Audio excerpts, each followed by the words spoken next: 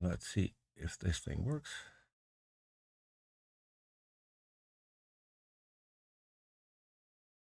Yeah, stream is running, so I'm starting the intro.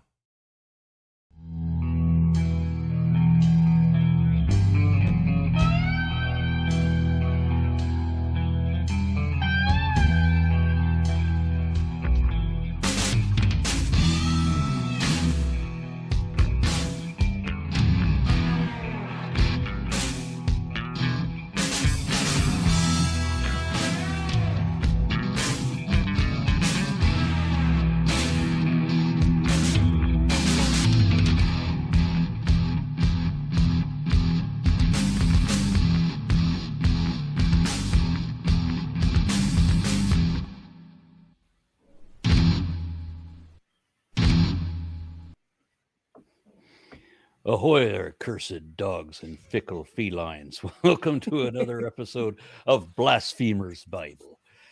And last week, of course, I said that if I got $100 donation in the next 10 minutes, that I would be in full pirate regalia for the next show. And holds fair now, as I got it, that here I be. So, who's a reading today? It's not going to be the pirate because pirates can't read. I can give it a try.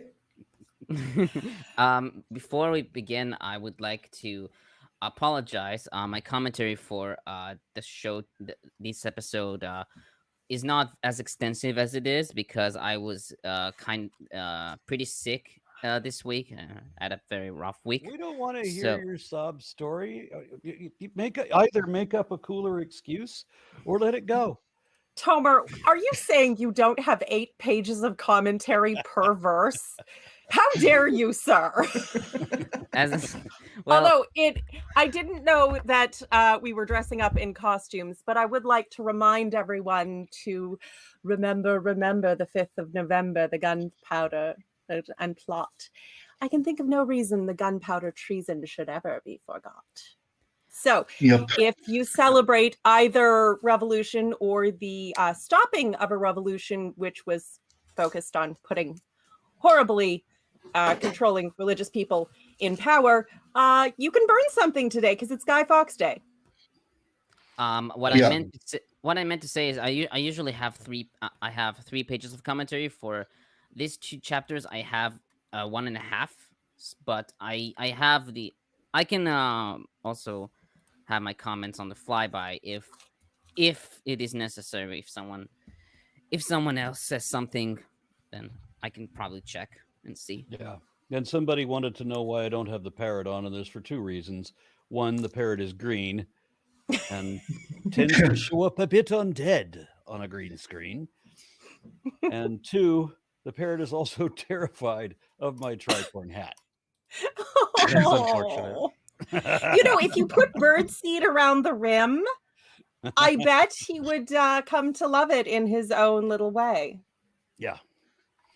I wonder how many of your pirates actually had that problem. They might have. They did have a lot of exotic animals, including parrots and monkeys, because they traveled everywhere. So they probably did at some point. Yeah, and they also had a lot of scurvy.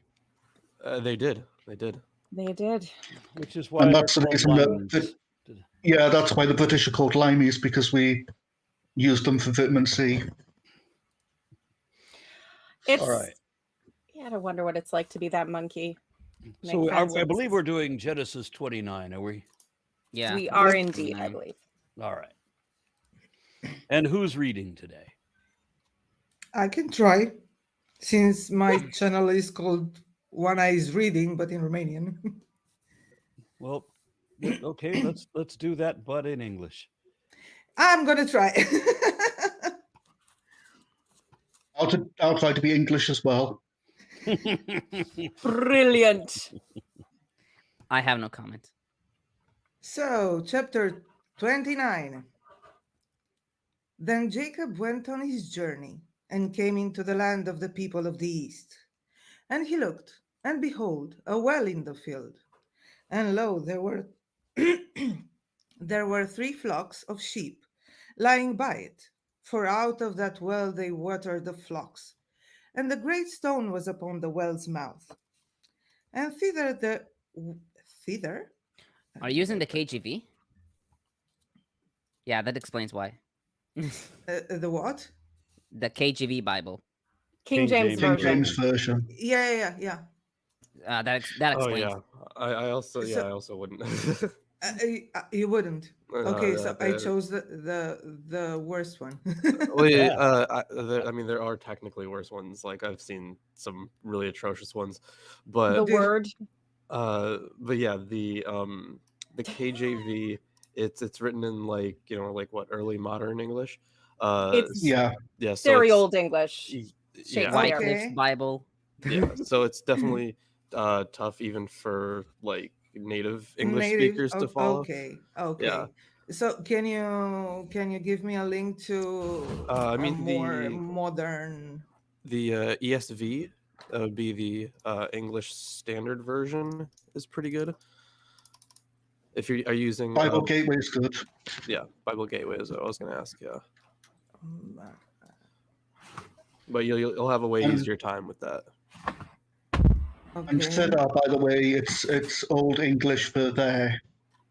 It's It's one early of the modern. Old Englishy words. Yeah. Yeah. Yeah, I'd say Old English, but it's old compared to now. There It is is- early modern English. There is also a lot of this language in the Book of Mormon because Joseph Smith is not an original author. Joe Smith Yeah. is a con? No. Begging your pardon, but dressed as this way, the King James Version doesn't seem so old. Fair point. Can someone give me a link? I cannot find it. Here you go. Bible Hub has tons of translations. Oh, I and find I the also- NIV easy. and this is also meant by Hebrew Bible because obviously. Okay. So Today's should just a I day for technical issues. begin from the start? Yeah. Okay. Yeah, Then Jacob continued on this journey and came to the land of the eastern peoples. Okay, much better. There he saw a well in the open country, with 3 flocks of sheep lying near it, because the flocks were watered from that well. The stone over the mouth of the well was large. When all the flocks were gathered here, the shepherds would roll the stone away from the well's mouth and water the sheep. Then they would return the stone to its place over the mouth of the well. Jacob asked the shepherds, "My brothers, where are you from?" "We're from Haran," they replied. He said to them, "Do you know Laban, Nahor's grandson?" "Yes, we know him," they answered. Then Jacob asked them, "Is he well?" "Yes, he is," they said. "And here comes his daughter Rachel with the sheep." "Look," he said, "the sun is still high. It's not time for the flocks to be gathered. Water the sheep and take them back to the pasture." "We can't," they replied, "until all the flocks are gathered and the stone has been rolled away from the mouth of the well. Then we will water the sheep." While he was, yeah. No, come on. While No, he no. was still- yeah. Does any of this sound like history to anyone? Of course. Oh, yes. Of course. Oh, I mean, haven't- absolutely. The story of yeah. George Washington with a cherry tree, wasn't that history as well? Yes, Except that- absolutely. I heard Just that like from the pirate. Cinderella. Yeah. So my commentary here is on the first verse. Jacob continued on his journey. In the Hebrew Bible, it literally reads, "Jacob lifted up his feet." Yeah. And Rashi writes that as soon as he received the good tidings that he was assured of God's protection, his heart lifted up his feet, and he walked swiftly. Okay, so It makes he it sound didn't, like he's flying. Yes, it seems like it could have been a general idiom for beginning a particularly long journey. Okay. I'm Oh, still and- going to Very tall. picture him hoverboarding. and Chizkuni writes that the land of the eastern land of the eastern peoples is he writes it as to the land of Aram, as we know from Isaiah 9:11. Yeah, with Land of the Easterners, it is kind of weird because we're talking about Haran, very soon after, and it seems like they are in Haran. They say that they're from Haran, but like the fact that it's like because they're going to go meet Laban like just after this, and like they Laban. can't be too far from wherever their home is. Now it's very possible that they lived in Haran previously and came to wherever this is, but it really seems like they are still in Haran. They were just hanging out at a local watering hole. Right, yeah, but it's close enough to Yeah. to their home, right? But Haran, Well, depending on where because where was he before? In Bethel, right? Was he in Bethel? Yeah, it was Bethel, yes. aka Yeah. Luz. Right. So there are a few places that could be. We don't exactly know where the historical Bethel would have been. There are a few competing ideas on that, but either way, Haran is pretty far from all of them. Yeah.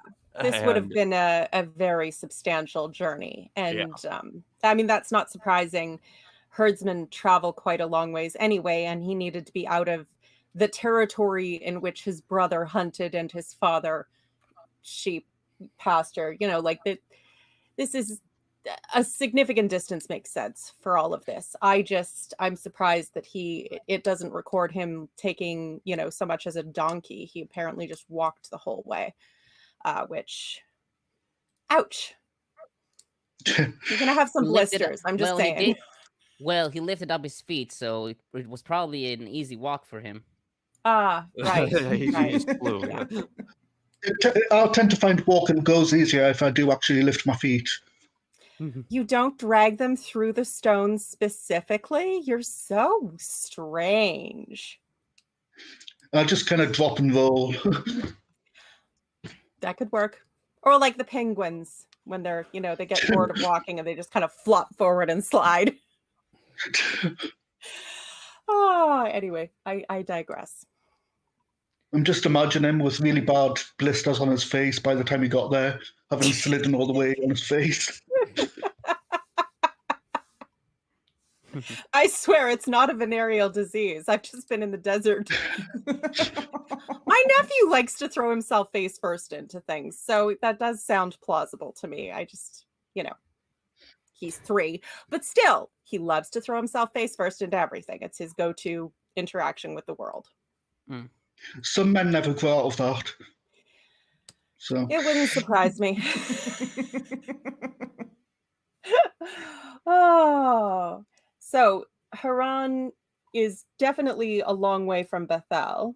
Yeah, and it's more like again, depending on where it is, but either way, it's more northeast, if anything, but like pretty far north, like just like it's like slightly east, northeast-ish. Yeah, but North, like north.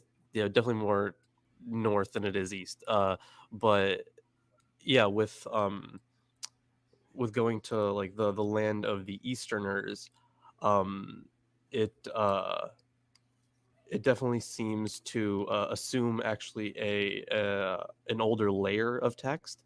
So because we have the identification that they're from Haran, and from all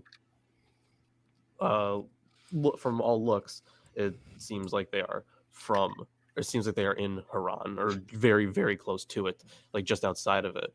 Far enough outside the city for the well, but which would be quite close. But then we also have like this identification of he's heading towards the land of the Easterners, so it'd be a weird journey to take, to say the least. So it might depend on travel routes at the time and what was meant by the land of the Easterners, like which Easterners specifically. Right, because it's a huge area, right? Exactly. So they were talking about Mesopotamia, right? It could have been any land in Mesopotamia. It could have been because at the time, it would have been well, at the time of the narrative, not Yeah, at the time yeah. of the writing. At the time of the narrative, would it have been? I mean, it would have largely been tribes and city-states. Yeah, This, I at think it least would have. according to the original documentary hypothesis, is a Yahwist, meaning I realize it's not that simple, but I'm just, general, which would have been written in the Southern Kingdom at some point. So to them, the land of the northeastern people, it just seems a little vague and hand-wavy, the way you do when you're mythologizing something. Yeah, But exactly. But yeah, it does in it does seem to have a second layer of addition there because of both Yeah. identifications. But in other narratives, it actually gives the location of Laban as being Padam Aram as well, and it depends on which narrative you look at. It's like in some of them it says Haran, in others it says Padam Aram. So which it's kind of vaguely in the same area as well. Yeah, it's all indicating how provincial this uber galactic God really is. The Bible is talking about people in the same terms that you would hear a monk write, "Save us, O Lord, from the fury of the Northmen," right? And complaining about the Highlanders. It's all relative to your tiny little area. It's This sort is of clearly like not a book for all mankind, for everywhere of all time. no, well, it's sort of like a tiny village with their little gossip and spilling the tea, and expecting that the king. Why hasn't the king passed a law about Mrs. Padwin and her, keeping control of her goats and keeping them out of my tulips? Like, that's not. You're just totally not understanding the scale that you're dealing with here. So I want to read a couple of comments because they're starting to build up. Lori Oyers offers $5 and says, "Great costume." Don't know what she's talking about. Ruben Marshak, laughing my ass off. Aaron, you got to wear that next time we have you on Milwaukee Atheists. That's amazing.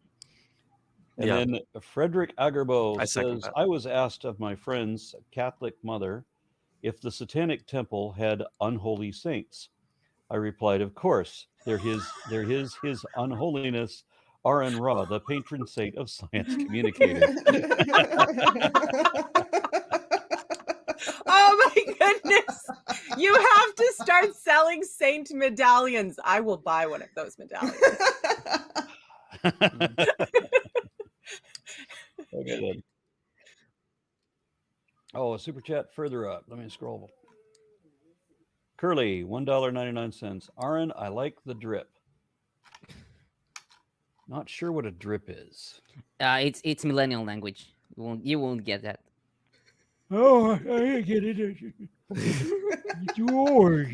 See, I don't feel know it's a lot of I don't know if touch. he's being serious or if he's staying in character.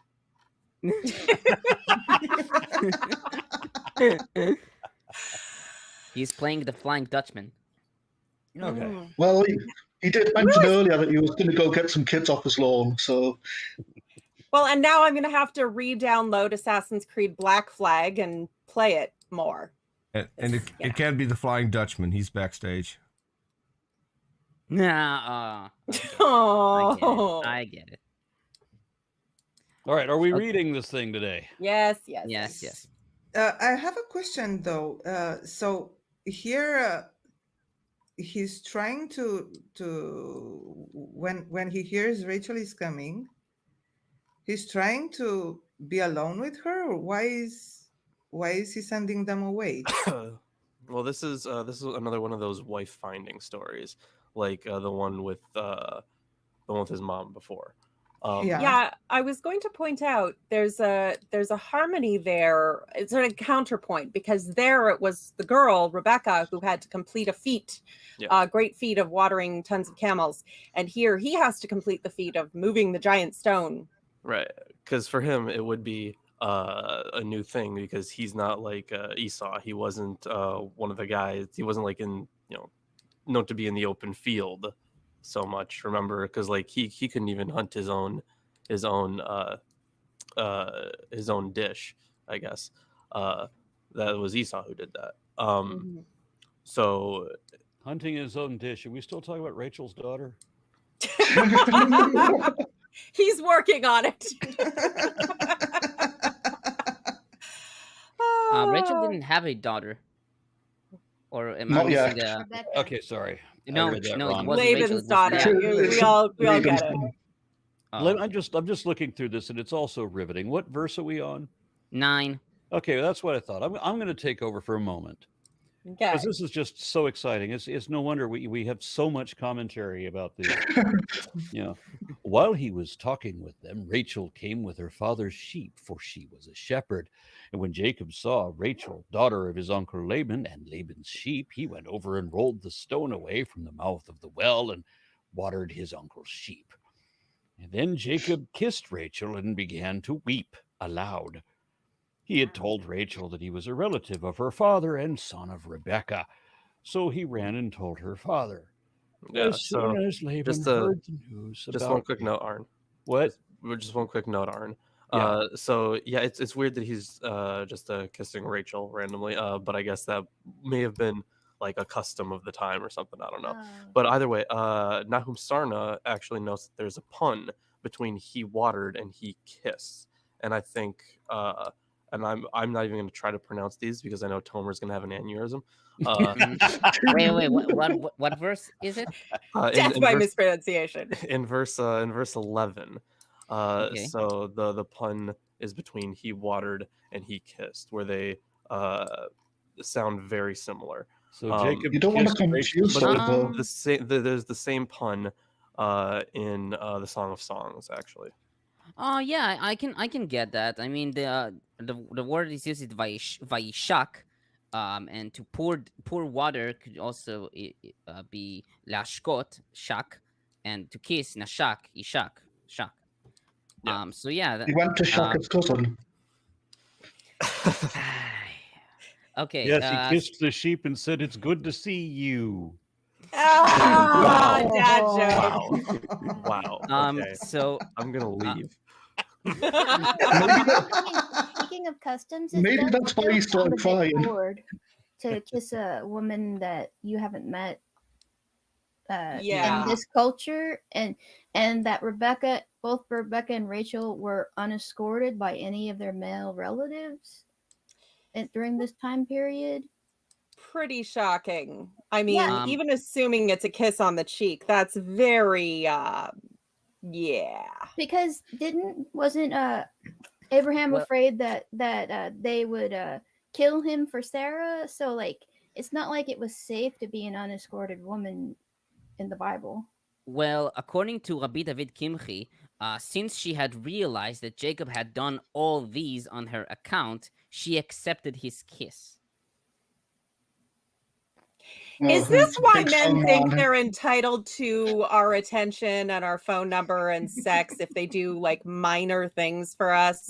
Yeah. Like say hi. Because buy us a nice drink. guys always finish last, right?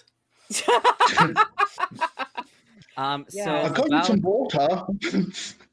He's so okay, dashing. Let me move that stone for you, little lady. Oh, It's on her. oh, please. It's too tight. Open the jar for me. I can't. So in verse 10, where it says something interesting about verse 10, the phrase when Laban is mentioned, the phrase in the Hebrew Bible at least, Laban, the brother of his mother, is repeated 3 times. So every time Laban appears, it reads Laban, the brother of his mother, Laban, the brother of his mother. And I've read one comment from Bachia Ben Asher who writes, this is partly in order to explain why Jacob was so concerned with helping to water the flocks, as he had pity on Rachel, Laban's daughter. Whatever Jacob did, whatever feat of strength he performed, he did not perform for the sake of Laban, but for the sake of his mother Rebekah. Jacob remembered his mother, who had advised him to go to Laban. And make sure she had water. That would make sense. That would make sense that they would put it that way then. But you'd think like one time would be enough. It is really weird that it's appears 3 times. I mean, just the riveting storytelling in here. As soon as Laban heard the news about Jacob, his sister's son, Oh he wait, hurried to meet him. I didn't finish my commentary. I'm sorry. sorry. I was busy on something else. It's just so exciting. It's a page turner. The motivations are so deep, and the characters just leap off the page onto those god awful felt boards from Sunday school. Did you ever see those, Alondra? And the import Yes, of the unfortunately. tale, you know? Yes. Yeah, this I only have for verse 11, which reads, began to weep aloud. So according to Rashi, Jacob cried because he foresaw by the Holy Spirit that she would not be buried with him in the cave of the patriarchs. According to That's because you got a vision of your death. Yeah, according to Bereshit Rabbah 70:12, he also wept because he came empty-handed because Eliphaz, Esau's son, stole Jacob's fortune. When it says came empty-handed, does that mean like in his pants?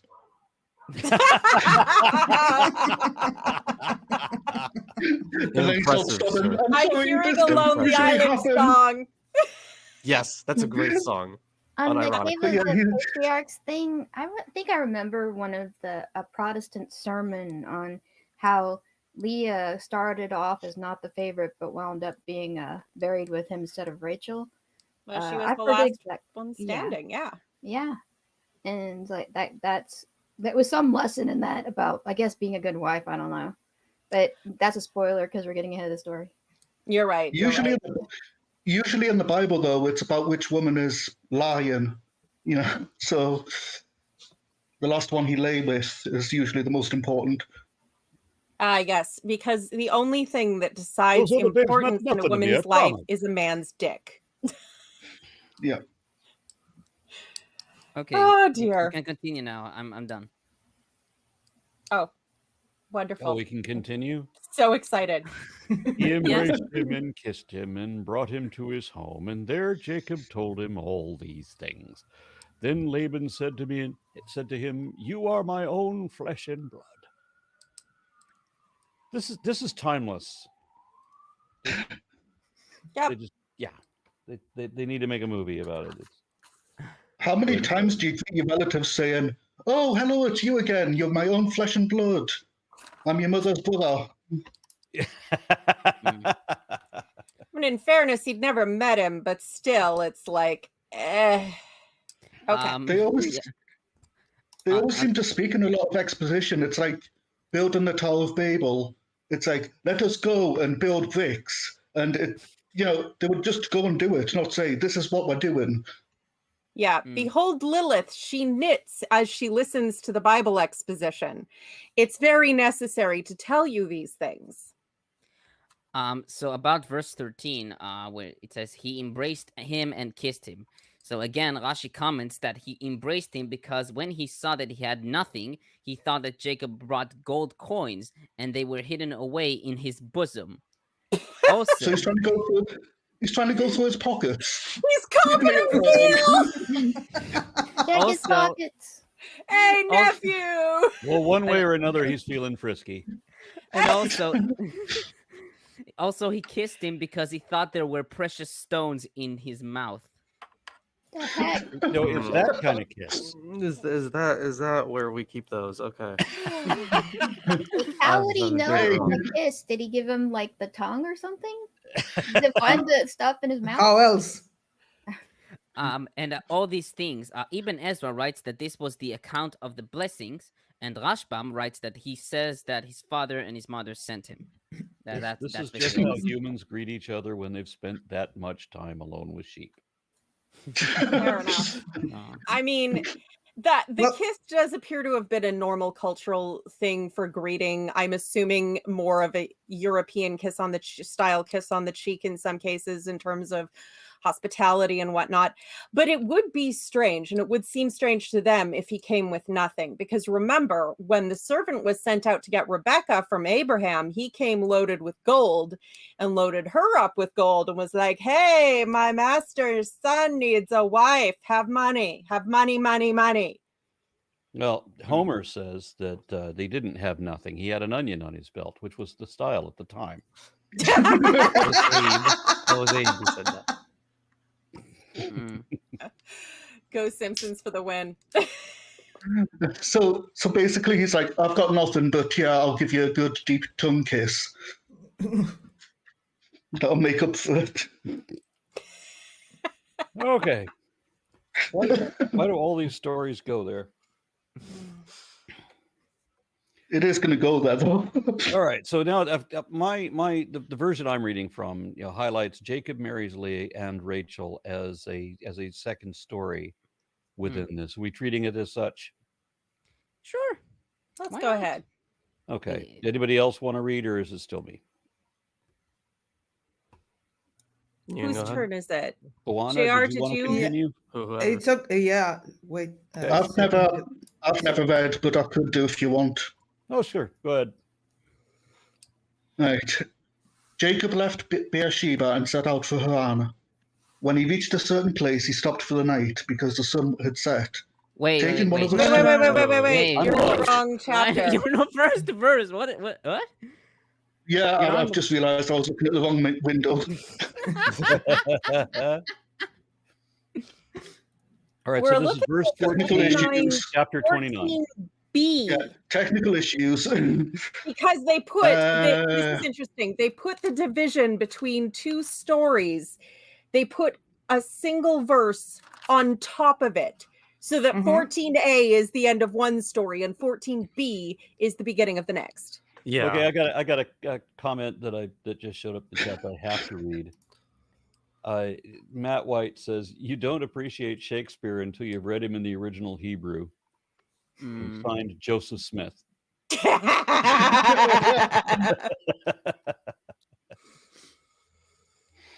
Yeah, we have to remember that the actual versing of these things came like way later. Oh yeah, no, this is Christianity's fault. This is not the Jews' fault. This is a very bored priest somewhere. Should I try reading the correct chapter now? Yep. Yes, please. Chapter 29, verse 14. And Jacob had stayed with him for a whole month. Laban said to him, "Just because you are a relative of mine, should you work for me for nothing?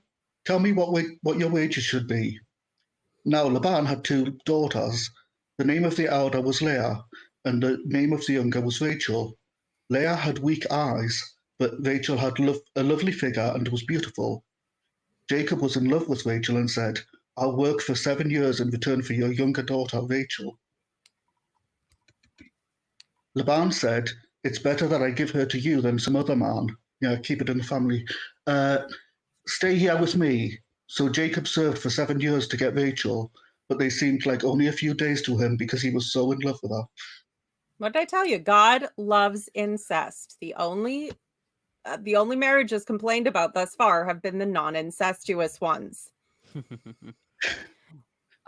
So about verse 17, which says Leah had weak eyes. So it could also translate as soft or tender. In the Targum Jonathan translation, Leah's eyes were moist from weeping and praying before the Lord that he would not destine her for Esau.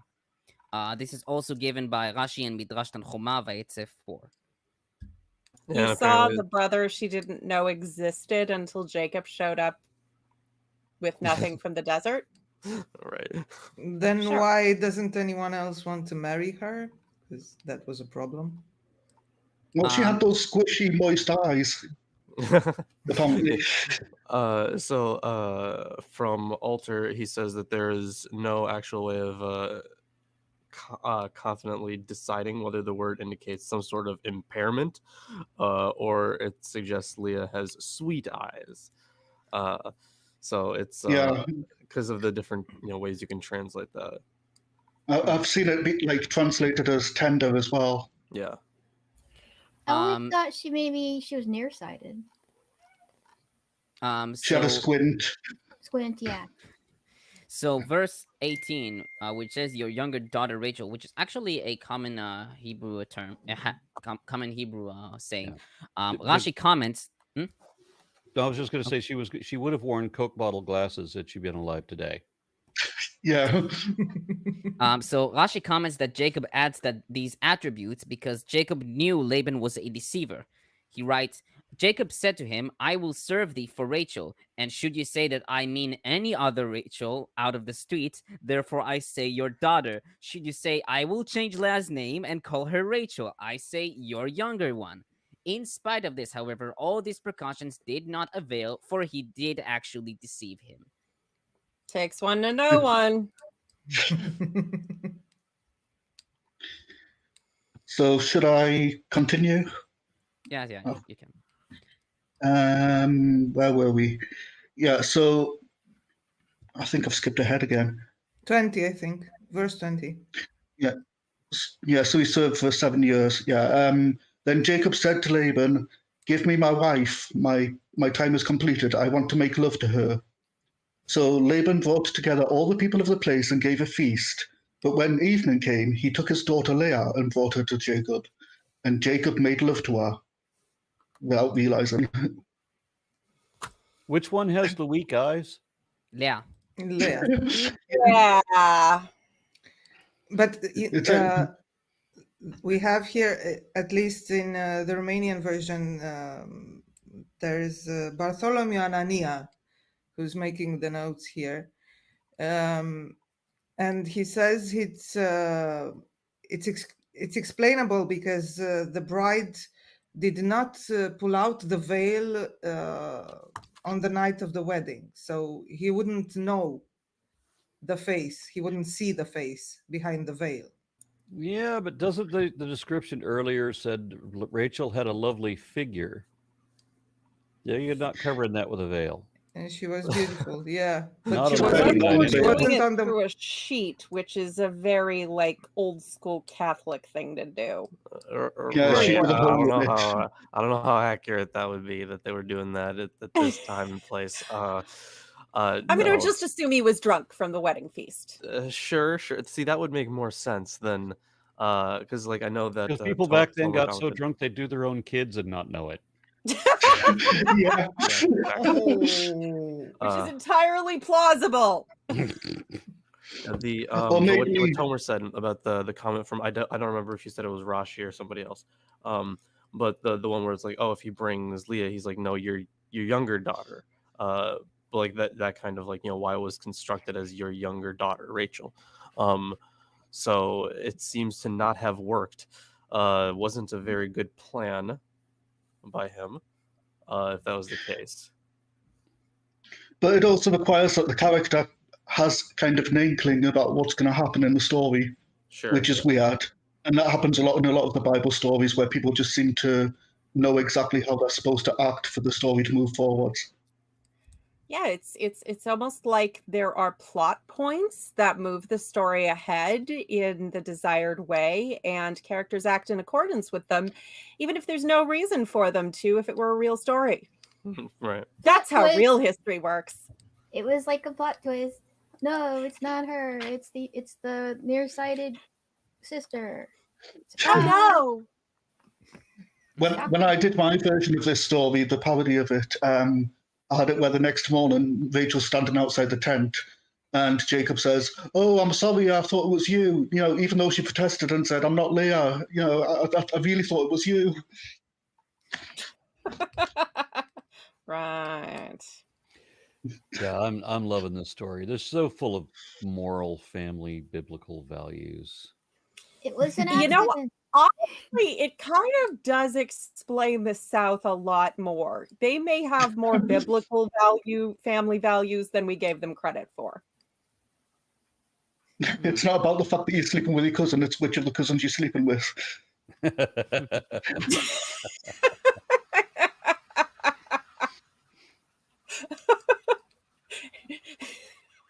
Read Alabama, on, please. here we come. Would anybody else like to read, Yeah, I'll or take should I? over. Yeah, when morning we're on 25 now, right? Mm-hmm. I believe so.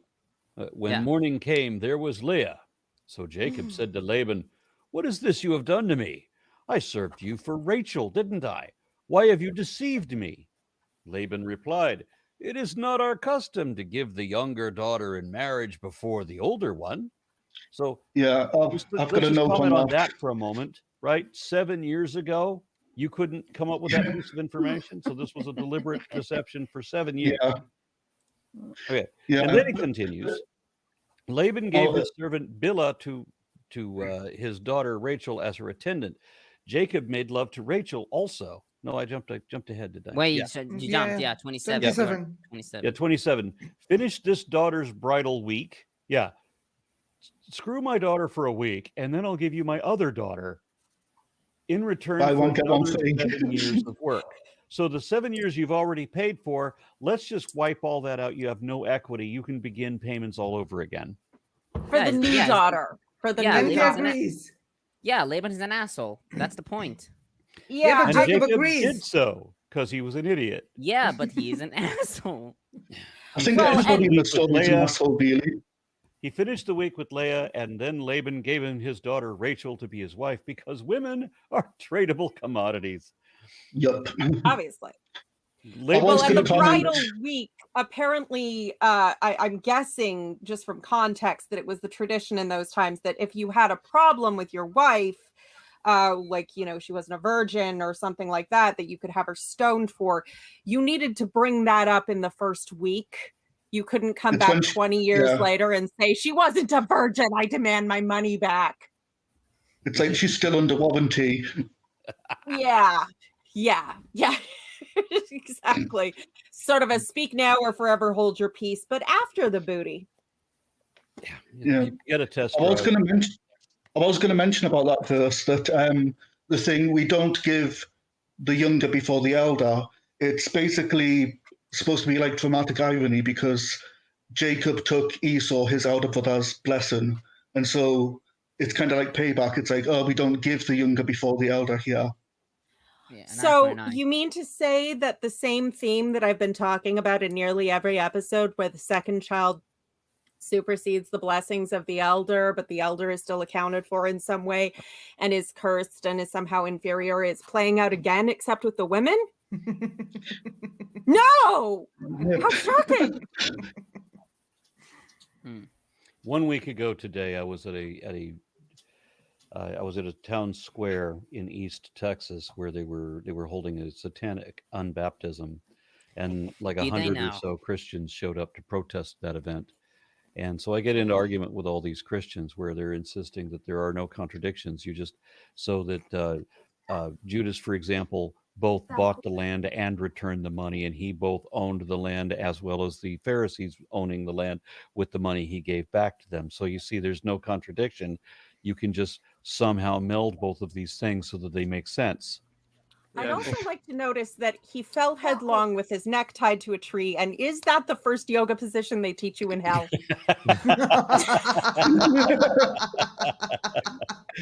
So I just wish that those people I was arguing with would have accepted my invitation to join us on this show.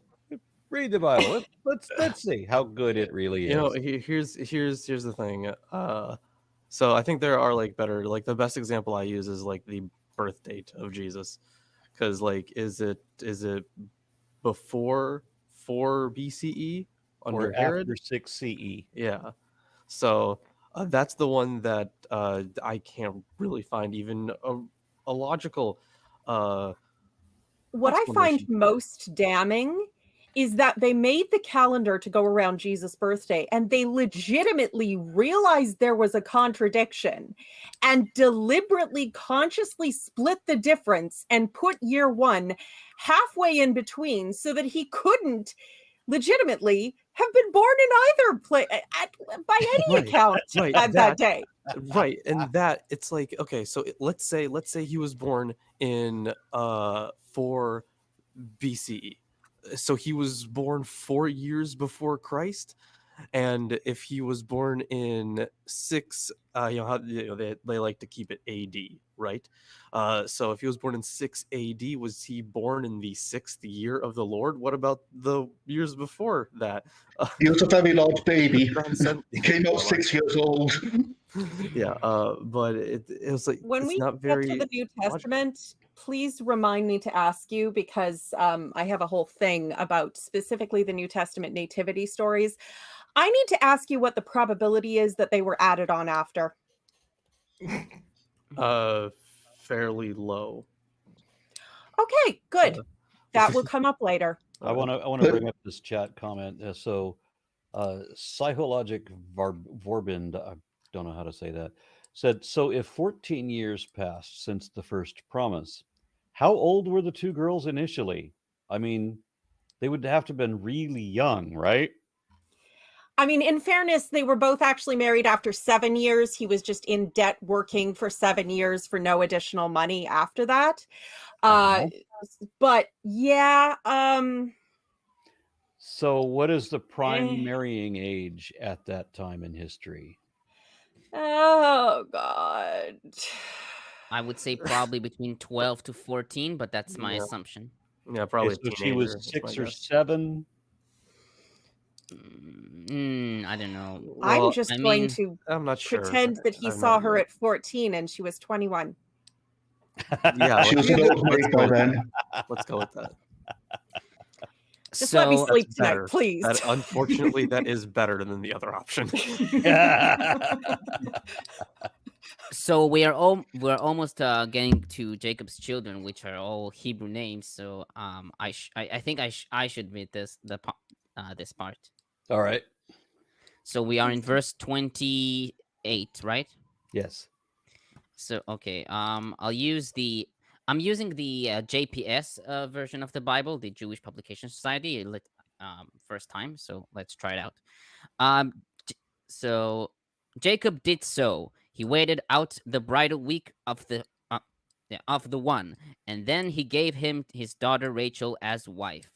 Laban had given his maidservant Bilhah to his daughter Rachel as her maid. By the way, Rachel is Rachel in Hebrew, but And it I'll means say sheep. Rachel. Does it? No, I don't No? think so. I don't think so. I never think heard I've- someone calling sheep Rachel. I think I've heard somebody say that there was like a pun on it, that it could mean ewe, as in female sheep. But it might be a similar sounding word. Oh, wait. Tomer says they didn't refer to sheep as Rachel unless maybe it was No. Saturday night. I've now looking on Wikipedia. It probably could be about sheep. I just didn't know. So Who names their daughter for sheep? We have that word in Romanian also. It's miwara, which is a softer version of female sheep, but it's used in Romanian. I don't know why. Is it okay, used as a name for Yeah. women? Yeah. okay. Like fluffy Verse 30. sheep. Okay, verse 30. And Jacob cohabited with Rachel also. Indeed, he loved Rachel more than Leah, and he served him another 7 years. Seeing that Leah was involved, the Lord opened her womb, but Rachel was barren. Leah conceived and bore a son, and named her Reuven, for she declared, "It means the Lord has seen my affliction. It also means now my husband will love me." Reuven, according to last interpretation, it's an acronym for the phrase Re'eh be'ani, or Re'eh be'oni, which means had seen my misery. It could also be read as look, a boy, Re'u, Ben. And it's also American for a type of sandwich. Reuben. Oh, those are really good. It's also my co-host, Ruben. You co-host with a sandwich. I am. That's awesome. co-host of the sandwich, yeah. I really He need does- to tune in now. I want to see a talking sandwich. He does a very good job for being a sandwich. That's too She bad that conceived- the show name The Magic Sandwich Show is already taken, right, Lorence? Oh, it is. She conceived again and bore a son, and declared, "This is because the Lord heard that I was unloved and has given me this one also." So she named him Shimon. Simeon, he derives from the Lord hears, Shama Adonai, Shama Shimon. Okay. Again, she conceived and bore a son and declared, "This time my husband will become attached to me, for I have borne him 3 sons. Therefore, he was named Levi. And Levi derives from my husband will come attached to me. Yelave ishi. Yelave. Levi. Okay, so when you said Reuben or however you said, I thought it was Little Ben. I thought you said Little Ben. So Reuven. yeah, so we're having a conflict of pronunciation. So it's Reuben, Simeon, and Levi. Yeah. Okay. Reuven, Yes. Yes, sorry. Reuven, Shimon, Levi. Yes. That. And Levi went on to invent some denim trousers. Yep. She conceived again and bore a son, and declared, "This time I will praise the Lord." Therefore she named him Judah. Therefore she named him Yehudah. Then she stopped He bearing. said Judah. We made him speak English. Okay, that's my final show. Thank you very much. So yeah, I will praise the Lord. Ode, Hoda, Yehuda. Yeah. And then Well, she praise stopped Lord having Yoda. children. Yoda. So Did he let's just look say, at what is the moral of this story? Right? We have the plain girl who decides that she's going to get the guy to fall in love with her by having his kid. That's an old story we've heard a bunch of times. Well, that Over didn't and work. Maybe I over. should have his kid again. Well, that still didn't work. Yeah. Let me have another one of his kids. Well, I mean, this is just explaining genealogical stuff. So remember, the compilers of Genesis probably would have had access to a genealogy, which they would often intersperse throughout the text. So this could just be one of the like stories going into something like that, or taking from something like that, I should say. It's interesting, Hello. actually, because this is a retcon, and we know it's a retcon. Taking the 12 tribes and creating this narrative, like it makes me wonder about the other Semitic peoples, and which ones, how did they choose which ones to unite with? And yeah, it's this is very, very full of. But they do that with other Historical. relatives as well. You meant to say full of historical facts.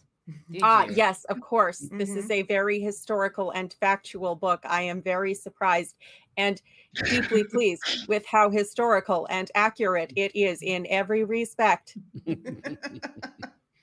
Somebody Reset. in the chat wants me to say, "Good night, Wesley. Must I should kill you in the morning." I have no idea what this reference is. Oh, you poor thing. I'll tell you after. Okay. It's the best movie ever. Truly, this You is the have word to of give God. him. You have to give him the talk after the show.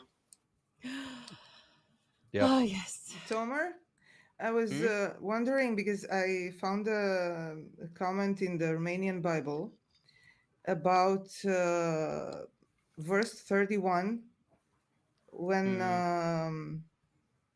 it said that Leah was not loved. Yes. And he comments that literally it doesn't mean that it says that she was hated, but it doesn't express the sentiment in itself of hatred, but indicating a secondary role of a person in someone's affection. Is that true? The word is used is sinu'a, which has the root word sin'a, which means hate. So hatred, yeah. But interestingly, the JPS translates this as unloved. But maybe they may think that hated and unloved is the same thing. And it kind of is when you're a wife. And yeah, I mean, other places like Targum Onkelos also says seniata, which means hatred. So yeah, it hatred. I think will be more accurate, but I don't really see the difference. Maybe the. Ooh. Yeah, but he says that it in the expression. Cheers. It wouldn't mean that she was an object of hate, but as a secondary role in someone's affection. And again, this has to do with power hierarchies. The technical term is side chick. So, yeah. Well, no, because your side chick is usually the one that you like are more excited about. Better. Yeah. Technically, as a wife, she was technically the first wife. She was married to him first. And within that, what little power a wife would have would normally be the first wife has, power over the household. She's the, she's the one in charge, sort of driving. Now, but with Jacob's obvious favoritism towards her younger sister, let's just say those dynamics were probably pretty messed up. I'm guessing a little Mean Girls. Yeah, we'll see that. Yeah, also David Kimchi writes that Jacob didn't hate her, he loved her, but he just loved Rachel more. Yeah, I think so. Alter notes that the word has or looks to have emotional implications. So I would think despised or hated would work there, because unloved isn't as Lilith said, for a wife it's basically the same thing, but in general practice it's not.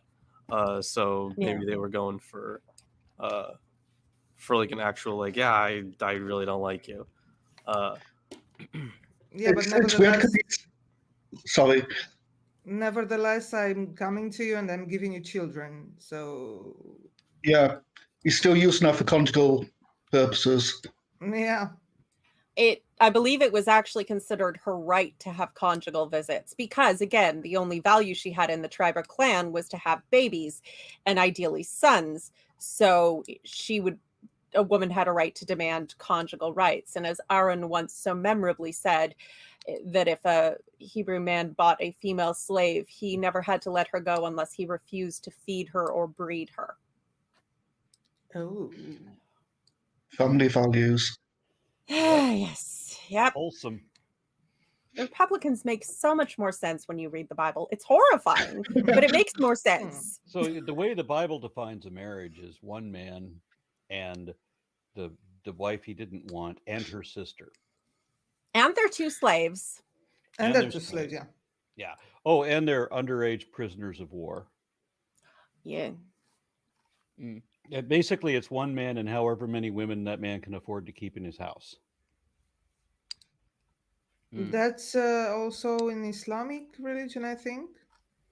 Actually, Islamic religion, I believe, and correct me if I'm wrong, Aaron, you've obviously done the whole study, but I believe the Islamic religion narrowed it down to having 4 wives after, a certain amount of excessive indulgence. The common practice is, yes, you're expected to have 4 wives, up to 4 wives, and you're not supposed to go more than 4 wives, but they made exceptions for certain people that they could be allowed because they just do that. There's always an exception where you don't have to live by the rules you set. And then in heaven, another thing that I should throw out there is you don't get the 72 virgins. The Quran doesn't say that. You do get virgins, not 72 of them. But what's interesting about that is that the virgins you get in heaven did not exist on the earth. They were manufactured for you in heaven. They only exist in heaven, and the only purpose for which they exist is to be your servant. You get sex robots. It makes you know that men wrote these holy books, and when it does read like the whole thing was written for incels. It by and for incels. It will someday. One of my favorite quotes, actually, I believe it's George. You said it will someday be the proud boast of women that they never contributed a word to the Bible, and I would like to make that boast now. Yeah, yeah. I want to read another comment. Trevor and Wright says, "Why is it that these stories always have an expected ending that is easily realized and predictable as always? This narrative of greater Israel, and the same is repeated in the story." Yeah. It's almost like they were written for a political purpose to drive a specific narrative, but that's not possible because God would never do such a thing. Right, that would mean it would be propaganda, exactly like most of our news stations now. Yeah, no shot. It's propaganda, right? No. But it's interesting on the predictable endings, though. The thing is, these have been around for as way longer than we've been alive, and they have influenced so many other stories, even ones that we enjoy. So yeah, I mean, to us it's predictable. Maybe back then when they were first reading it, it was less predictable. But yes, it is still all propagandistic. But but you also get the impression that they started writing with the ending in mind. It's like that's the thing they came up with first was the ending. It has to get to this point, so they just kind of like mechanically let it kind of all lead It's kind of towards like, that point they wanted. yeah, it's like a bad fiction author. I'm trying to think. Oh, who was the one who wrote the Twilight series? Oh, Stephanie Meyer. Yeah, I'm sort Yeah. of thinking it's like because she do Wasn't she foreshadowing Mormon? so obvious. You think that her editor probably had to cross out "dun dun dun" in the manuscript, and I'm kind of like, who's the worse author, God or Stephanie Meyer? Let's go to the polls. Well, I do have to give credit to the Bible for one thing. I've read the Quran, and the Quran was the first book I ever read that was worse than the Bible. But now I'm Yeah. reading the Book of Mormon. Oh. Yeah, I'm also I- reading It's the. even worse than the Quran. Yeah, Really? I read them with the Book of Mormon, and I don't really like it. I should have been in the. It's a shame that I I- haven't been in the. I the hoped it episodes. would be better because it's kind of fan fiction, and sometimes fan fiction of a really bad book turns out better. Like 50 Shades of Grey started as a Twilight fan fiction. I'm not saying it's a good book, but it is actually an improvement. Low a standard as that is. Very low. Hmm. Basement. All right, we are an hour into this show. We've done one chapter. Have we finished? Yes, we got all the way to verse 35. And now we're going to take a look at chapter 30. Yeah, well, it's a continuation of the same story. Okay. The baby I'll- off. And I this have- time I'll actually remember. I'll remember to turn the page this time. Unfortunately, because I couldn't really work on my commentary, I only have commentary up to verse 24. It's all right. Okay. It's all right. We appreciate what you do. Hmm. Thank you very much. We'll just kind of riff and ad lib, cover up for it. I know I made Aaron will no have something notes. to say after 24. I didn't do the background research on this. I just read the different versions of it and I haven't read this version, so it's a little different. I'm usually reading the King James version, and the reason I do is because that's what the Southern Baptist preachers all want to do. So I have to speak the language they are. Hmm. But for this, I read this different version, and I do get it in a different light. Yeah, I've come across people who say that you're not going to properly understand it unless it's the KJV version, which it's absolutely ridiculous considering that we don't speak that version of the language anymore. That, but even more so than that. So the KJV is based off of very old. Yeah. Sorry, very. The thing is, not old. It actually be young manuscripts.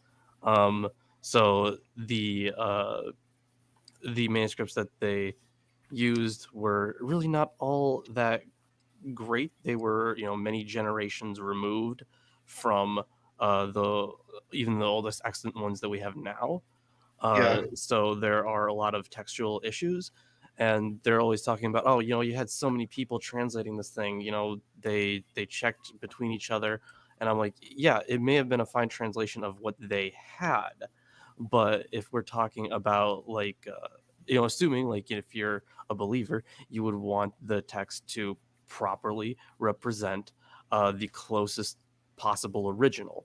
And that's not necessarily you don't necessarily need the oldest manuscripts that are available. Sometimes a medieval manuscript takes from an ancient one, and it's actually less in terms of generations of texts. It's less far removed from the original, but but that generally doesn't happen. We just have more. We have more to work from now than they did then. And we can create a better reconstruction of more authentic and older texts. And it's not a discredit to the people working at the time. They did the best they could with what they had available, I'm sure, mostly.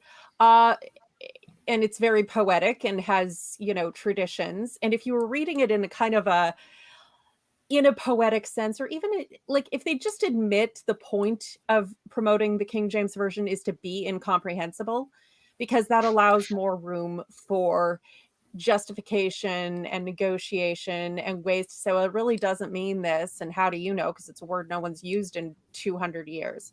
So I should point out that for the KJV, I think the original published version had a note at the beginning that was like, "Hey, they might have better versions later." Like I'm pretty sure they acknowledged the prophecy has been fulfilled. So I wish I could remember the name of the scholar who looked at the ones they had at the time that they did the King James Version, and fewer manuscripts then, obviously, and noticed that there were at least, was it 3,000 at a minimum? It was more than 3,000 textual variations that could cause an actual problem in terms of the meaning of the text. So, and it's only increased since we got more information. So it's not like that problem has gotten any better. I want to read a couple more chats. First of all, Rembrandt 972 says, Bluebeard Raw would only put the black spot on a page from the KJV. I could see that, actually. I appreciate the reference to Muppet Treasure Island. All right, and then also Godfrey Charlie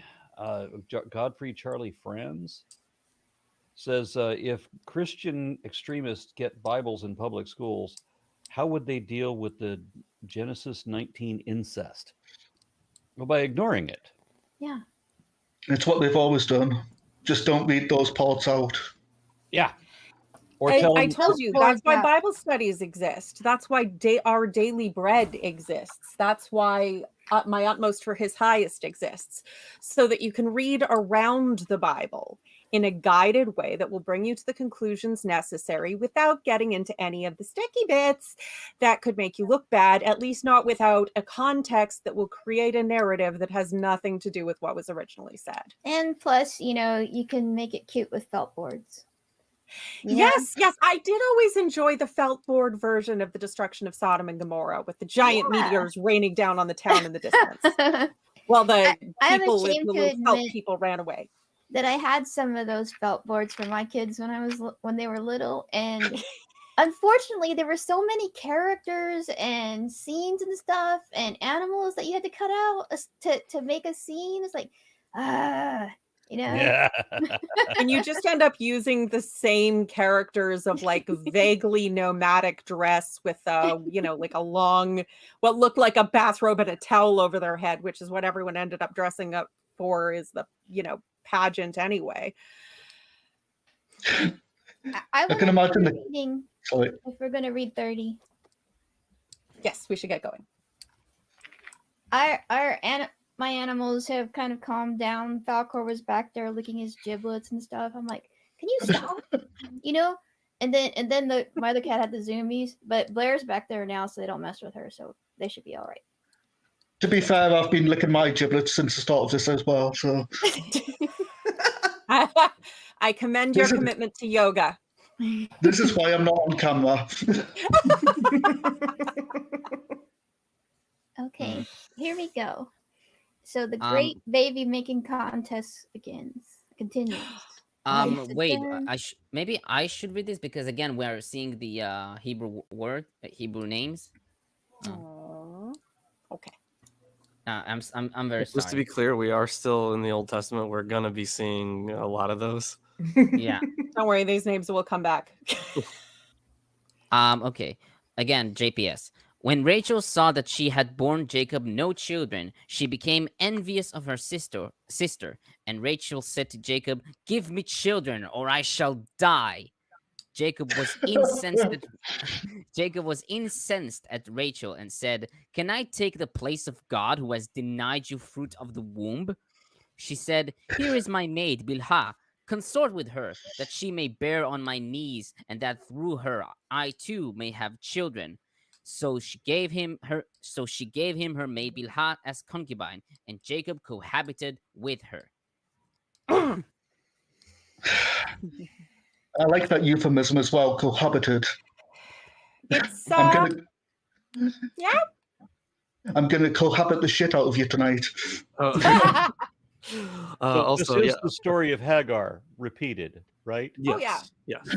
But Although yeah, apparently, one thing I do like from the King James version is knew. So he knew her. And say, I know you. I recognise you. I was on top of you. Yeah, well, that should help. in No, Romanian, not- they translated it as he entered at her, not in Yeah. her. Entered I at don't her. see. Yeah. Entered, not even like entered her tent, but like entered her. Well, if the phrase "entered at her" kind of makes me think of like the money shot in the end of the porn. Wait, Lilith, where did you say that the new is? The Where new? was- Oh, yeah. that's the word that's used for Oh, sex. yeah, it's a euphemism for sex in the King No, James no, version. but is it in this chapter? Is it I the don't. word I have an new is NIV in used? front of me. Because I thought you said that it was. I No, I she was believe just it talking is about euphemisms. in. Yeah. I believe it is in the King In James, the- but I'd have to grab one of my I- copies. I will say that in the Hebrew Bible it says he came to her. Yeah, I bet he as did. the- That he did. Well, Yeah, did I it have- come? But He was apparently, watching from above. I Yeah, have my comment. I do Yeah, want to note no, this go because on. it is actually helpful. So the whole, so that she may give birth on my knees, placing the newborn on someone's knees was a gesture of adoption. Okay. I can understand passing the newborn to her, but to give birth directly onto her knees. It's like, It's kind of Handmaid's Tale. Exactly. Yeah. The Handmaid's Tale is taken off of this in part. This is the scripture that the Handmaid's Tale uses as justification for the weird ceremony of having him have sex with the handmaid while she lays on the knees of the wife, and having the wife sit above the handmaid on that weird stool contraption while she gives birth to the baby. Yeah, that's the book. This is what it's based on, this phrasing here. it's at the wrong end of the pregnancy, though. So verse about the first verse, which says, "Give me children or I'll die." Rashi writes that one may infer from this that he who is childless may be regarded as dead. Oh, so nice. You had no children, so you're as good Yeah. as dead. Yeah, no lineage. Their name, their memory, will be wiped out, essentially blotted out of the book of life, kind of thing. Great, I have no reason to live. Me neither. Me neither. We're basically just the Walking Dead at this point. Yeah, guess we better drink and we got screw somebody until in we the comments. die. We got somebody in the comments that's providing me some amusement. Somebody says, Jersha Davidson says, ask me any question about God. I'm here to answer. And the first question I'm inclined to ask is, how would you know what the answer is? And how would you know that it is the answer? But I'm just going to skip all of that and ask, is it true that Vishnu, or that Buddha, Siddhartha Gautama, was actually an incarnation of Vishnu sent to deceive the atheists? Ooh. Haven't heard this particular. Yeah, I conspiracy also theory haven't before. heard that before. Well, it's in Hindu scriptures, but they're see. older than the Bible. They are, yeah. That is true. But Yeah. Buddha isn't older than the Bible. No, okay, he's older than Christianity, but not Judaism. So yeah, it depends on how you're. About the same. If you talk, if you specify Oh. rabbinic Judaism, Okay, fair enough. Fair enough. It's a little bit. I thought it was interesting that Lao Tzu and Zarathustra and Siddhartha Gautama and rabbinic Judaism, and even the Ionic Greeks with their introduction of atheism, all of these different concepts came about at about the same time, in the 7th synchronicity is an century amazing BC. thing. But I have to say, I am envious of ancient Chinese philosophy. Modern China less so, but ancient Chinese philosophy with, Confucius and Lao Tzu, and look, they never needed God. They never needed God. And Well, they they had the had, Force. yeah, they had the force and gunpowder and the printing press and everything else. They had a lot Well, of our concentration. ancestors were all wallowing in mud. They had a lot of concentration on the family unit to a degree where it's we would look at it now and be like, that's pretty fucking toxic. Especially Confucius, I think. Yeah, well, yeah. and anything can go too far. It's Yeah, well, see, but still. the whole Star Wars Jedi Sith thing came from a combination of Taoism and Confucianism. Interesting. Yeah. But in fairness, like we may look at it now and say it's toxic, but it's not more freaking toxic than this shit. True. Whatever was going on with Confucius. I gotta read another comment here. This is Scott Weber for $10. Thank you very much for that. It says, question for Lorence. Was polygamy accepted in the Roman culture, or were they monogamous? Because in Jewish law, polygamy is allowed and only is not allowed as a concession to Christian culture. So, I mean, I'm not a Roman scholar, but I think that they were monogamous. I think that's one of the ways that they differentiated themselves from the Greeks, because the Greeks were not monogamous. But I think the Romans were. But yeah, I'm not too sure on that. I think they were monogamous. I still think they had good orgies, apparently. And I would also Everyone comes to marriage. And I will also monogamish. And I will. Can I comment? I'm sorry. And I would also like to comment on the Jewish law polygamy that it says. So even though in the Bible it says that a man may marry more than one woman, there is an act called Cherem de Rabbeinu Gershom, which means the ban of our Rabbi Gershom, which forbids polygamy.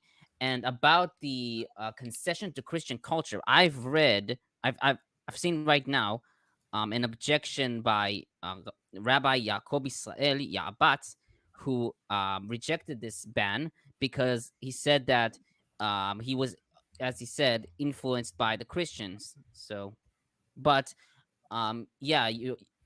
polygamy in Judaism is forbidden after like 1000 AD. I hope I got this right. If not, I apologize. I mean, like I said, I don't know. I'm not a Roman scholar. I wonder how they convinced the man to move to monogamy. Oh, by having mistresses.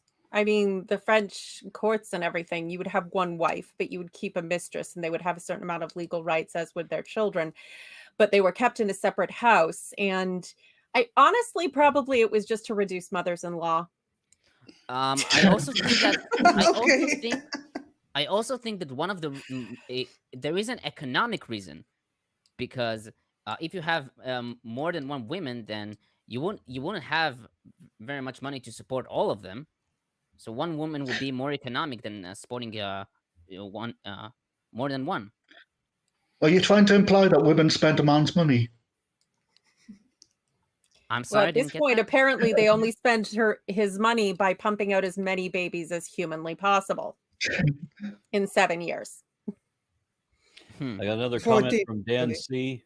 Says, Pirate Aaron and gang are on fire. Great episode. Cheers from right wing Alberta, Canada.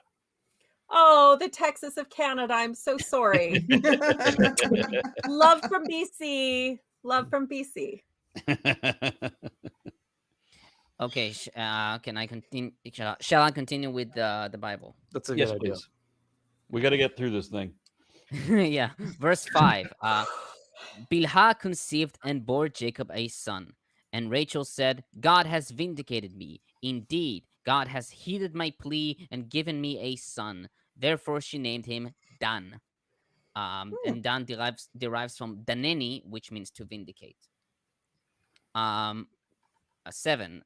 Rachel's maid Bilhah conceived again and bore Jacob a second son. And Rachel said, a fateful contest I waged with my sister. Yes, and I have prevailed. So she named him Naphtali.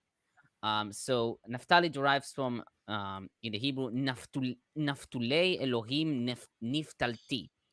And according to Menachem ben Saruk, the word Naftuli is of the same root as Ptil, which means a covering, from Numbers 19:15, a covering closely bound upon it. So the words here mean, by bounds from God have I joined to my sister, made equal to her, to merit the privilege of having children. However, Rashi explains it in the same sense as Deuteronomy 32:5, perverse and crooked, akash veptaltul, meaning I have been persistent and have made many importunities and wrestlings with God, and that I may become like my sister. She got pregnant by wrestling with God. Kinky. Yeah. And verse 9. When Leah saw that she had stopped bearing children, she took her maid Zilpah and gave her to Jacob as concubine. And when Leah's maid Zilpah bore Jacob a son, Leah said, "What luck!" So she named him Gad. So God, in the Masoretic text, there are several words which are represented in a way called kere v'chtiv and ketiv. Um, the word appears in two forms. The first form, kere, is the way that the word is meant to be read, and the second form, ketiv, is the traditional writing of the word. And kere means is derived from read, and ketiv derives from written. In here, the word for what luck, bagad, is in the kere, but the ketiv is in a singular word. The what luck is in two words. Here it's in, sorry. The kere is two words. The ketiv is one word, which is So she the named one him word. Lucky. Which the one word is actually similar to the word betrayed. So Rashi comments that that it may mean that Jacob betrayed Rachel when he married her handmaid. I mean, it was her idea, It apparently. was but, her idea, and Yeah, she's pretty I happy about also it. had that problem. No, with no. her. That's never stopped the Bible from blaming the woman before. Let's be fair. Yeah, and Sarah did the same thing. She got pissed off with Abraham for screwing the slave that she gave him. Yeah, it was still her fault. Always. Somehow. Yeah. So verse 12. When Leah's maid Zilpah bore Jacob a second son, Leah declared, "What fortune!" Meaning women will deem me fortunate. So she named him Asher. And again, Ashri ki ishruni. Asher. Fortunate.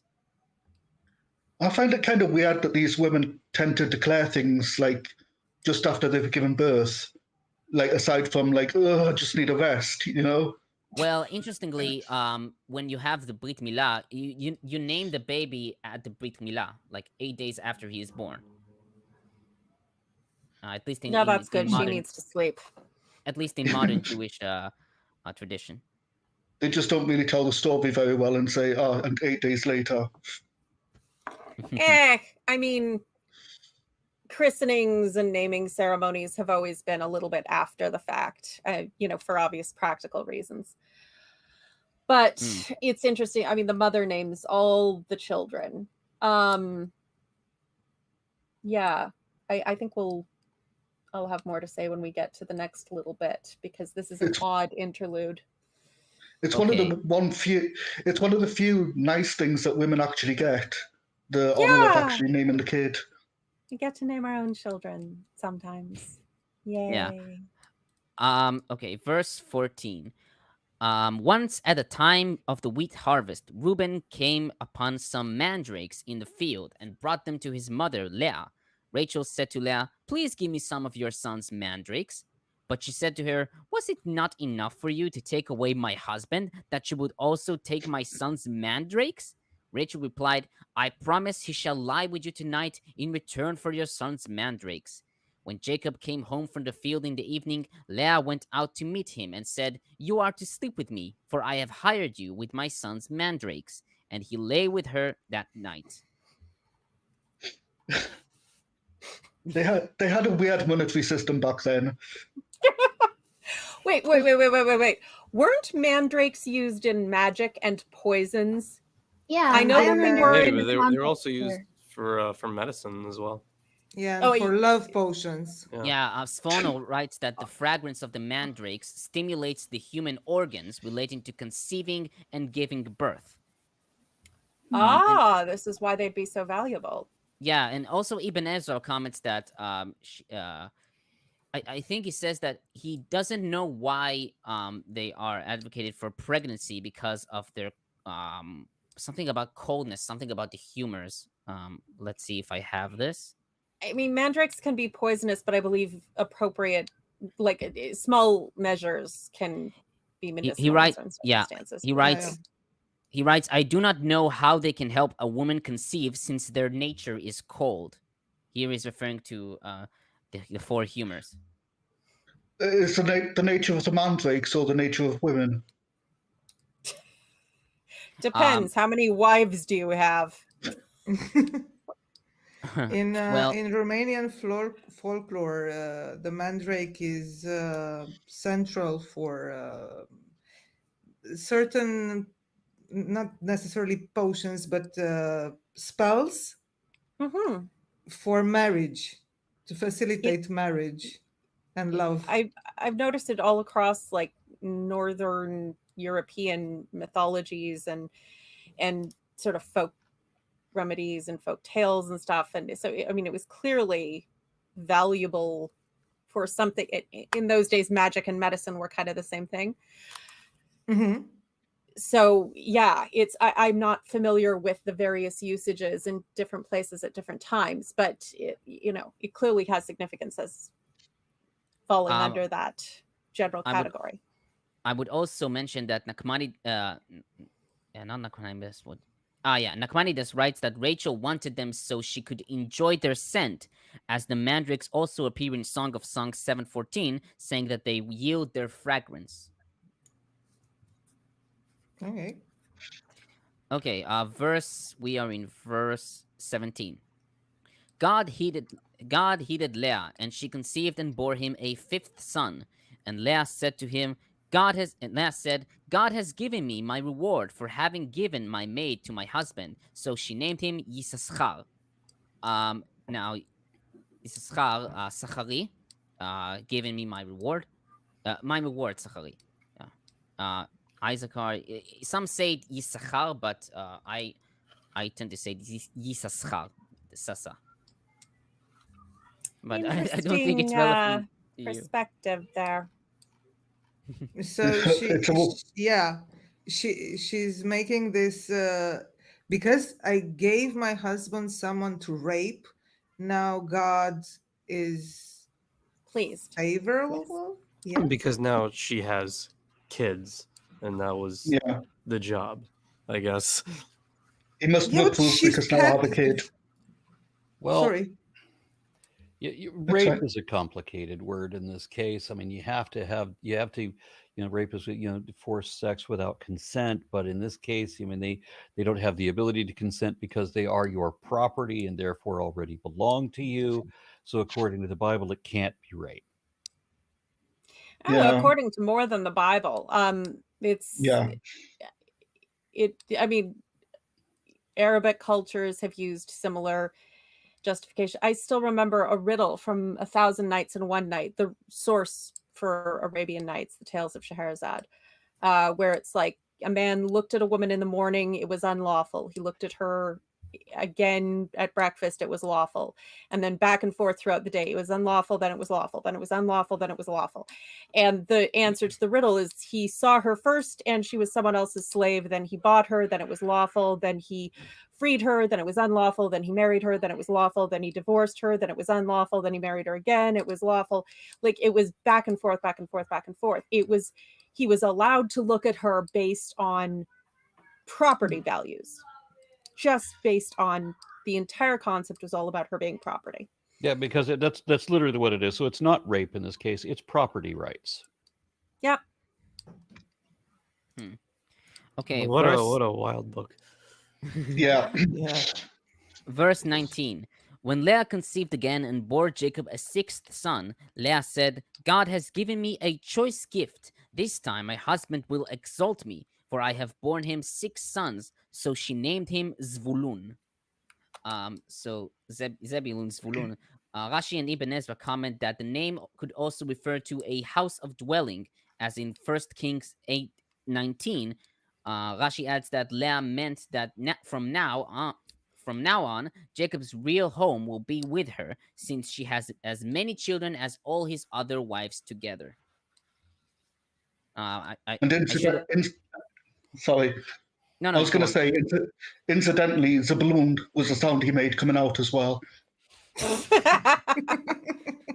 I should have also mentioned Zvulun comes from Zavadani, Zavadani Elohim Oti Zevetov, Zavadani Zeved, and also Yizbeleni, will exalt me. So, okay.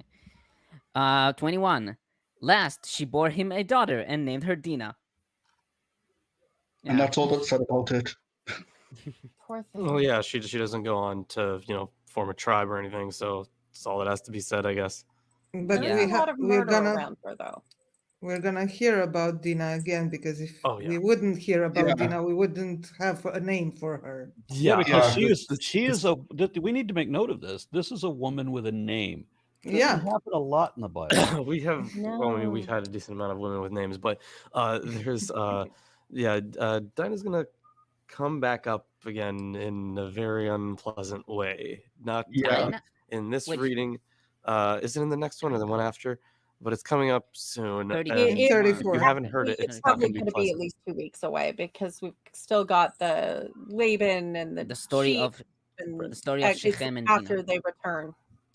Yeah, but I do. By the way, I do have to go. I have like a ton of stuff that I have to get done today, so I do have to cut it early for myself. All But right, I hope, well, I sincerely appreciate your involvement in this show. And I'm sorry that you have to leave early. I mean, it happens. I just got a lot of projects to work on, and boy, am I tearing my hair out for this, as if I have any left to pull out. It is just receding. Well, But thank you very much for being on the show. yeah, I And, hope you guys have a great rest of the show, though. yeah, we will Thank you. plod on through. And thank you, goodbye, Lawrence. And I'm gonna read some more comments here. The Mighty going on. Jav says $5. Ahoy, Commodore Aaron. Yar har fiddle dee dee. Being a pirate is all right with me. What do you want? Because a pirate is free. You are a pirate. All right. Well, thank you for that. Michael Howard says German philosopher Karl Jaspers called the period between the 8th and 3rd centuries BC the Axial Age, in which the major events in religion and philosophy occurred and their origins. Well, thank you for that, because that when you look at comparative religions, and over and over and over again, regardless where you are in the world, which religion you're talking about, they all formed between 600 and 700 BC. That's kind of interesting, I think. Yeah. Yeah.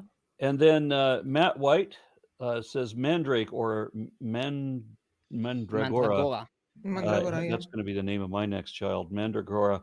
Mhm. Have a root resembling the body of a man, hence their association with fertility. Yes. Not Hermione.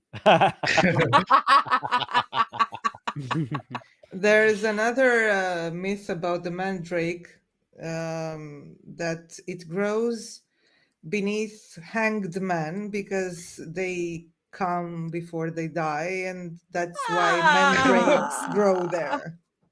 Hmm. So that's why it's a Lord. fertile plant. I don't get the association of coming and going. There's no, Yeah. nope. I should have mentioned that. So, according to the Babylonian Talmud, Berachot 60a, there is a meaning to the name Dinah.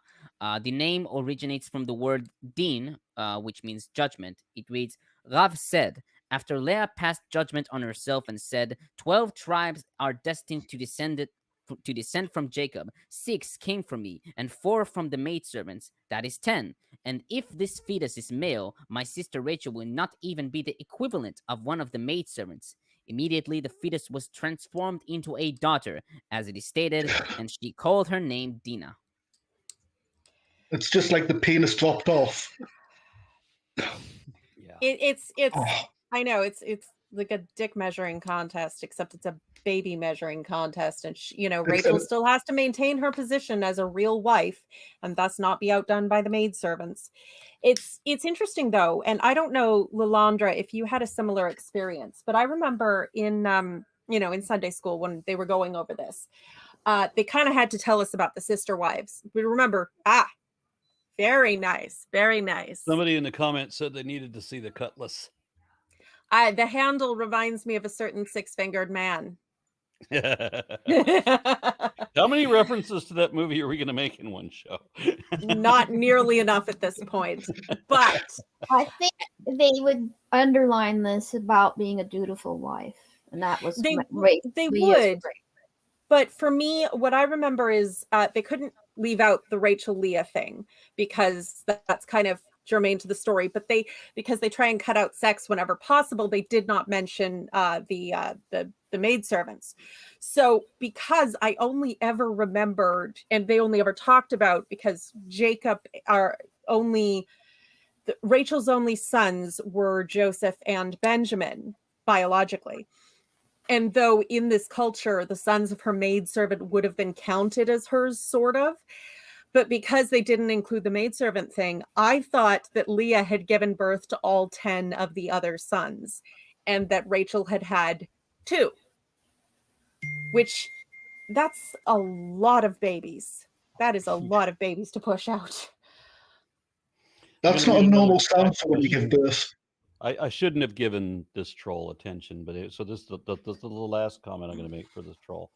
Jersha Davidson says, I'd like to hear this answer from you. Isn't it stupid for atheists to discuss anything about God and religion if they're so sure everything came by itself?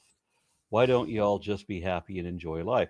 Well, we are happy and we do enjoy life, except for the imposition of theology into every aspect of our lives. We're being used as the basis of our legal system when we know better than that.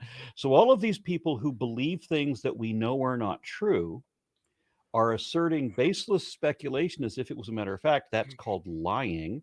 And pretending to know things they don't know, that also is called lying, and that's the entire basis of faith. And so if you love truth, you end up in a situation where you have to fight against lies, and that means religion. You have to object to religion because religion is entirely lies. Now, when I ask you the question about whether Siddhartha Gautama was really the Buddha or whether he was the 8th incarnation of Vishnu, the answer to that question is as simple as answering the question about whether Leia was Luke's sister. Well, we know that Leia was Luke's sister, and we also know that neither of them ever existed. It's fucking folklore. Figure out fact from fiction. We can. Why can't I'd you? like to say just one thing to Josha. It's very simple. We do enjoy our lives. But more than you do. According to every measurable statistical metric, that is true. But if you don't want to hear us talk about religion, there's a very simple thing you can do. Practice your religion among consenting adults behind closed doors and exclusively there. Because what happens behind closed doors among consenting adults is none of our business. If you're going to keep making it our business, you're going to hear from us about it. That's how these things go. Very good. So it's very easy to commentary that atheists spend an awful lot of time talking about God and religion. Well, just like doctors spend an awful lot of time talking about cancer. We do. Yeah, that's very apt. So Coffee Mom offers $1.99 and wants me to say apparently yet another reference to that movie whose title will be unnamed. As you wish. And Tomer, you're in for a treat since you don't know this film. You and Lilith should watch it together online. That would be hilarious. Matter of fact, I would You sit in know, on that. I can quote that movie so well that I can watch it in my head and have when I was Maybe- too sick to turn on the TV. Maybe I'm unfamiliar with the quotes, but maybe I'm familiar with the title. What's the name? I'm not going to say the title. Princess Bride. Yes. Yeah. Someone looked at the comments. I know this movie. I think I've seen it, and I don't remember anything from it. Okay, So, well, it might sorry. be an American thing. Hello, Well, my name Let's is continue Eva because we've Montoya. got 20 minutes, and Lalandra and I have to go begin our weekend-long Snake Appreciation Day. Okay, well, Rachel just has to have Joseph, and then we get to a part that you're going to have a lot to say about Aaron, which is It's goat. funny. We're reading up to 24, so we're not getting to that part. Okay. Oh, we're never not mind. going to the whole thing?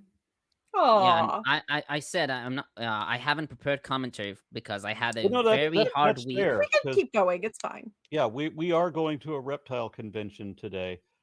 Snake Appreciation Day. You mean? Yes, exactly. Both today and tomorrow. Yeah. Okay. Because I suffer from a reptile function. Very Okay. brave of you. Verse 22. Now God remembered Rachel. God heeded her and opened her womb. She conceived and bore a son and said, God has taken away my disgrace. So she named him Joseph, which is to say, may the Lord add another son for me. So the God remembered Rachel. So Sfono comments that he remembered the efforts she made to produce offsprings by Jacob by giving her maidservant and acquiring the mandrakes. And He was watching all of our efforts. And according to Bereshit Rabbah 73:4, God remembered Rachel's silence on her sister's behalf. When Leah was being given to Jacob, she knew it, yet was silent. So if you beg and plead and contrive and scheme hard enough and long enough, God might just let you have a little bit of what you want. You just keep asking and keep asking till God finally says, "Oh, okay, fine." Oh, and I had to, oh God, I forgot to say the actual name. It's Yosef, not Joseph. Yosef.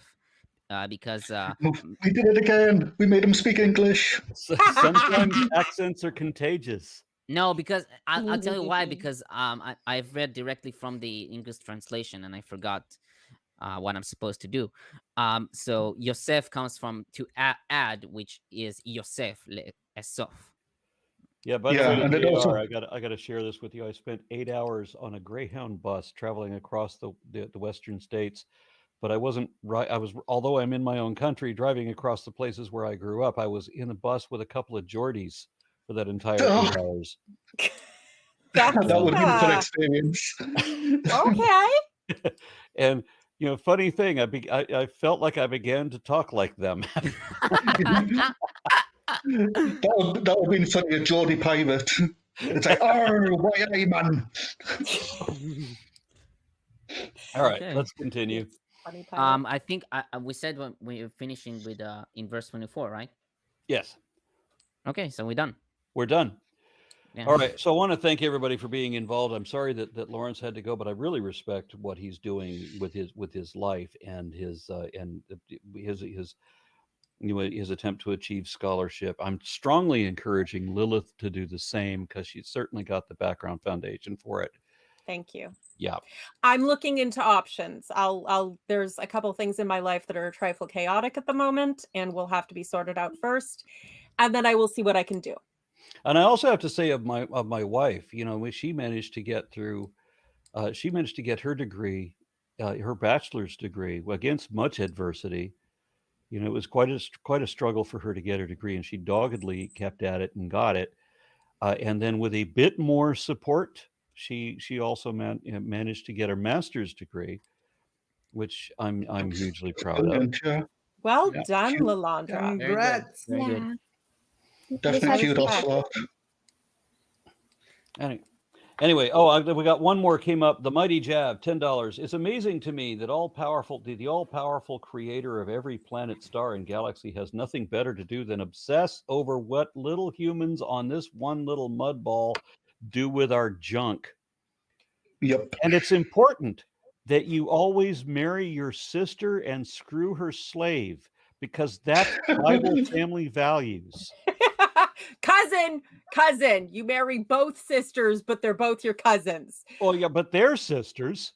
Exactly. Can you imagine Yeah. sharing your husband with your sister? No, I would get very stabby. This is, I think, part of the reason. Oh, I overdosed him on mandrakes. It was a love potion, I swear to God. You know, and this is one of the things I always point out about Christianity, because apologists always try and pretend that they're looking at a very grand esoteric view of God, something very, very noble and pure. And it's like, no, you're not talking about an ineffable something which is the cause of all being, the ground of all being. You're talking about a being who wrote a book, had a kid, and thinks it's really icky when boys kiss. Yeah. I mean, the Force is better than that. I mean, I can't because basically I think because I'm not a native English speaker, I'm baffled by they are called apologetics, Yes. and they call themselves that. And that Apologies, means yes. apologies, right? Yeah. It means to give a What reason. are you apologizing for? What Yeah. it really means, and this, I'm being serious here. I mean, what apologetics means is a systematic making up of excuses to Yeah. rationalize Yeah. or dismiss any and all evidence against a priori position, Yes. or Yeah. making up any excuse to not just dismiss the evidence against it, but to always come to that conclusion regardless. So I've been it's a a list of Christian, and every that's, logical fallacy yeah. necessary. It means lying to a given end. You have to come to this conclusion no matter what. It doesn't matter whether it's true. You just have to come Yeah. up with the excuses to get there. And so that's why I think apologetics is absolutely the most dishonest profession it is possible to have. I haven't Yeah, seen a single that's professional that I symbiotic. don't think is a complete narcissist. But yeah, I've been a Christian, a believing Christian, and as well, I'm not the only one here, but I remember this is true. So we have to take this new information and figure out how this can still be true with this new information. And Yeah. all those justifications, I made up so many things in my head to try and justify these two things fitting together. And I could do it pretty well. I'm actually quite good at making excuses. I now have a power that I choose not to use for evil. But like, basically the only standard on whether or not whatever you made up is true or not is, does it justify the thing we have already decided must be true, the theology that is necessary unto salvation, whatever that may be. Yeah. All right, so my wife and I are out of here. We are going to another reptile convention to enjoy. Yeah. Enjoy, yeah.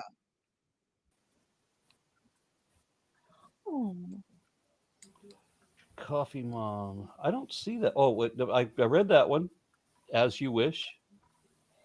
I read Mighty Jav, and what is Frederick it? Frederick Agilbo, maybe? Agilbo. Her Unholiness, Lilith Liberated, patron saint of knitting Bible critics, is the true star of this show. Everybody is beneath her. Hail unholy Lilith. We're not worthy. We're not worthy. No, I definitely concede, especially to Aaron, because it's his show. I would like to remind you, but thank you. It is honestly, I've been having a very rough week, and kind words mean the world to me right now. So one last thing, Lilith, Yeah. have you actually looked into continuing your education? Stapling some letters onto the end of your name?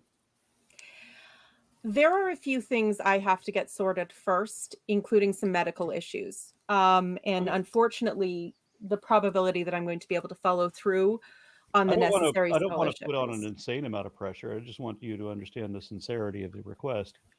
I appreciate that. And it is, honestly, if I had all mental, emotional, and financial resources that I desired, I would probably go spend my life in academia. That's what I would do. I met a guy in around about 1980 something who was diagnosed with some kind of condition that where he was not going to live more than 2 years. He'd been told that he's not going to live more than 2 years. And so he was in a race against the clock. Now think about if this is what you would do. You're told that you're only going to live for 2 years. He was determined to get that PhD before he died. Good man. It takes a lot of dedication.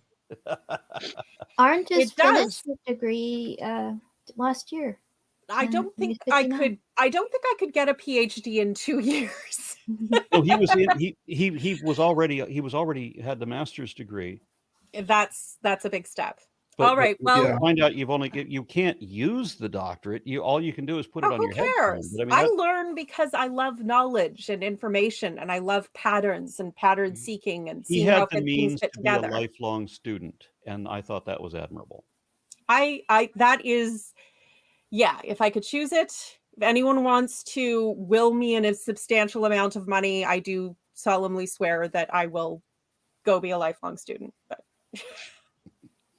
All right. Well, we are out of here. Thank you, everyone. Thank you very much, everyone. We'll see you next week.